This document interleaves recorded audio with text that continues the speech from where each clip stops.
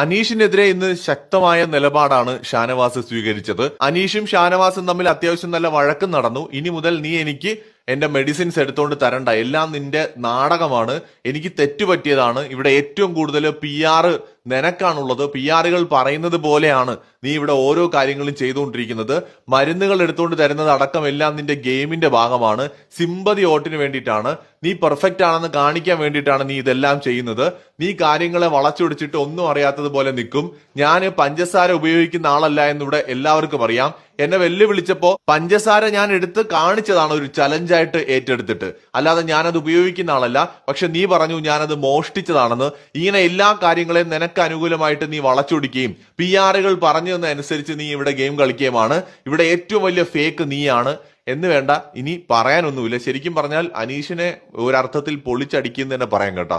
അനീഷിന് പല കാര്യങ്ങൾക്കും ഉത്തരം ഉണ്ടായിരുന്നില്ല, അനീഷ് ഒരു ഇരിപ്പ് അവിടെ ഇരിക്കുന്നുണ്ടായിരുന്നു. ഷാനവാസ് ഇന്ന് അനീഷിനെതിരെ സീരിയസ് ആയിട്ടും ഗെയിം കളിച്ചു എന്ന് തന്നെ പറയാം. കൂടുതൽ അപ്ഡേറ്റ്സുമായി വീണ്ടും വരാം. അടുത്ത ബിഗ് ബോസ് ലൈവ് അപ്ഡേറ്റിനായി എല്ലാവരും പേജ് ഫോളോ ചെയ്യാൻ മറക്കരുത്.